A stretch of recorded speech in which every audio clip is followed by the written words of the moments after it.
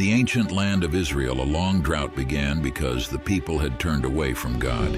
They started worshiping a false god named Baal, hoping he would bring them rain and good fortune. During this time, a prophet named Elijah was still faithful to God. God sent Elijah with a message for King Ahab, who ruled Israel and had encouraged the worship of Baal. Elijah told Ahab that the drought would continue until the people turned back to God. The drought went on for years, and everyone was desperate for rain. But Elijah knew that the people's hearts needed to change first. After several years, God told Elijah to return to the people and prove to them who the real God was. Elijah invited all the people of Israel and the prophets of Baal to meet him on Mount Carmel for a contest. He told them they would see once and for all whether the Lord or Baal was the true God. When everyone gathered on the mountain, Elijah stood before the people and challenged them. He said, "How long will you go back and forth? If the Lord is God, follow him. But if Baal is, then follow him." Elijah proposed a test to see which God would answer.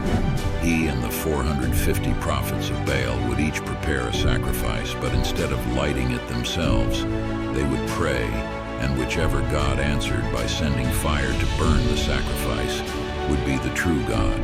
The prophets of Baal went first. They set up an altar with wood and placed a bull on it as a sacrifice. From morning until noon, they shouted, danced, and prayed to Baal, asking him to send fire, but nothing happened. There was no answer. As time went on, they grew more desperate, shouting louder and even cutting themselves, thinking this would get Baal's attention. But still, there was no response. Baal remained silent. It was Elijah's turn. He called the people over and repaired the altar of the Lord that had been broken down. He took 12 stones, one for each tribe of Israel, and built a new altar. He placed the wood and the sacrifice on it, then did something surprising.